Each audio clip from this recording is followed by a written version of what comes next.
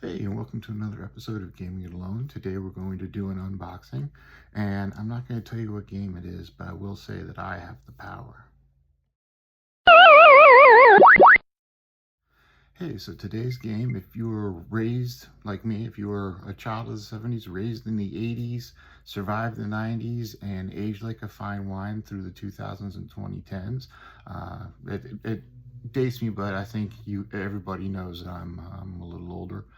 Uh, if you came through that era, then you certainly watched a lot of cartoons that were based on a lot of toys. One of my favorite cartoons, they have a game of, and there's a reissue of the game, and that would be Masters of the Universe Clash for Eternia. And as you can see, it is a big game, and we're going to unbox it today and see what's in this big old box. And as a bonus, hopefully we will also unveil She-Ra.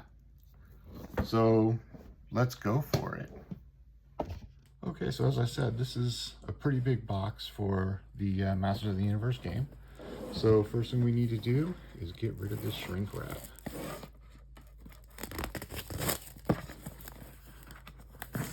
Oh, this is always so satisfying, just to tear this off.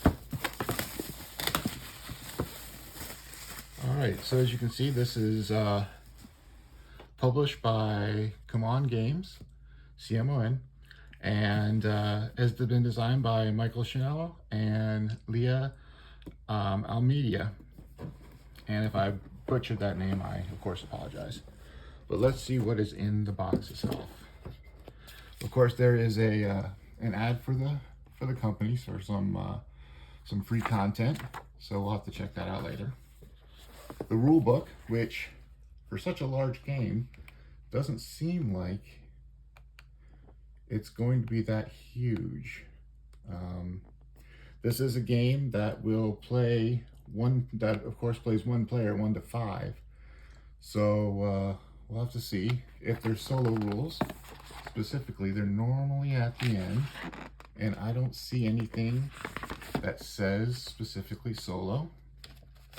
So it looks like this could be like G.I. Joe Mission Control, where you control multiple characters. So you'd use the two player. But we'll find that out soon. And it looks like there are scenarios. So this may be kind of like a legacy game where once you go through the scenarios, then it may be over. Obviously, as I play through, I'll let you guys know. And then we have, the game board itself. It's a hex map. So I won't open it all the way, but yeah, definitely a hex map. It looks like a pretty good sized board, so there's going to be some sprawl to this game. Tokens, very punchable. And it looks like we have a control board or a player board here. So cool so far. Little plastic storage, and hey, what do you know? There is more here to punch. All right. So it looks like these are the items, so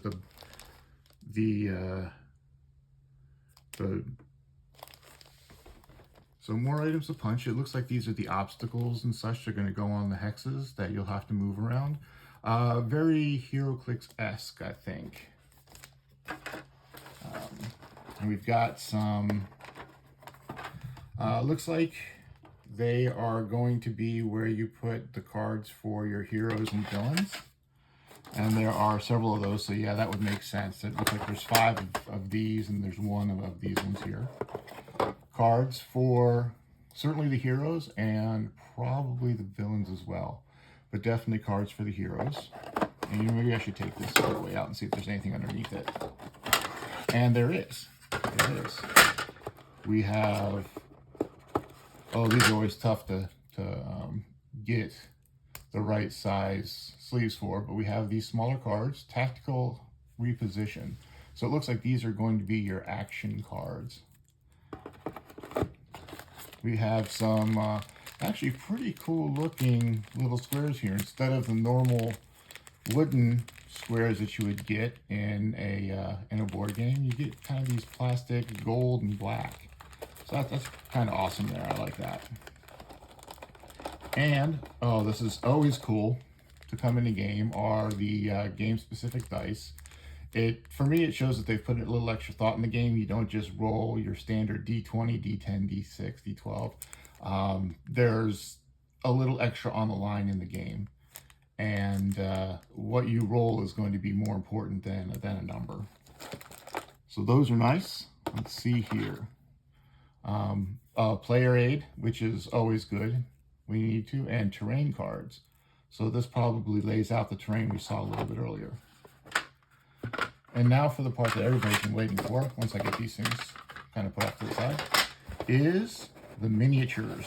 Who comes in this? So it actually tells us who comes in it, but let's have a look at them.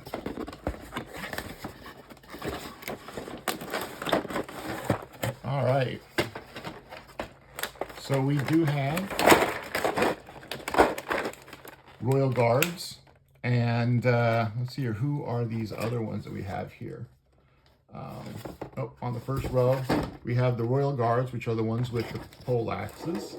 And then you have the Eternian soldiers, the ones that look kind of like man-at-arms. You've got hover robots, which I think were more of a She-Ra type of thing, if I remember correctly. But they definitely made an appearance in He-Man. And the Shadow Beasts. So we'll take out one of the heroes and get a better look at them. But we have Orko. That's kind of funny. I like that. I like that they included Orko. Ram Man. Oh gosh, I'm losing his. Now I've lost his name. I want to say it's Falcor, but I am probably wrong. Stratos. There it is, Stratos. And we have Man-at-Arms, Teela. He-Man on Battle Cat, and He-Man wielding the sword. Skeletor on Panther. Trapjaw, Beastman, Evelyn, Triclops, I think. Yep, Triclops, and Merman. So pretty good set of characters. Let's pull one out, and we'll pull out He-Man on Battle Cat just to get a look at that. And it is one pretty detailed miniature. I mean, it even has the rivets on the shield there, and the strap underneath Battle Cat. So pretty good. If you're a miniature painter, this is going to be a great palette for you to start with. And I think that's it for He-Man itself. So I will box this back up, and we will then get to She-Ra. So we move on to She-Ra and the Great Rebellion, which is an expansion for the MOTU game that we just did an unboxing for. Now let's break into this. Again, love peeling the shrink wrap. It's almost as good as popping bubble wrap. Whoop, knocked the camera there. Get that out of the way. And let's pop the box. There we go. And we can see once again that there are some tokens. And here we go with the hero cards. She-Ra being right up front, and She-Ra and Swiftwind in the back. We've got Bright Moon Archer minion cards, and so terrain cards. And again, some more of these cards, which I think again are item and action cards. Find out when I actually play the game. And then we break right into the miniatures. So not a huge extra amount goes into the expansion, which I don't know, I think is good. I think sometimes the expansions, this tape closed. Sometimes the expansions go a little deep into how they add characters, and it kind of ends up taking away from the game because there's too much more game to play. And I know for some folks that may seem like an oxymoron that there's too much more game to play, but it makes it more complicated and kind of takes away, in my mind, from the gaming experience. So here we are. We have gotten in here, and we have got, looks like there's Flood Arena here, and Mermastia, or Mermasta. Gosh, I'm horrible remembering these names. I didn't watch She-Ra as much as a 10-year-old boy, or when I was a 10-year-old boy, I should say. We have She-Ra herself, of course. She's easy to recognize. And again, look at the detail on these minis. It's pretty incredible. And anybody who does painting, and I'm not one of them, and there's She-Ra on Swiftwind, anybody who does painting is probably going to love doing these. They are all a nice neutral color, so it should make it easy when you're doing your painting. Here are the soldier type characters, it looks like. And again, just pretty amazing the way that they have their injection molds to have these figures come out. And the one I do recognize still is Bo, the only guy on the show that wasn't evil and appeared regularly. So Bo with his bow. So overall, a very nice looking expansion.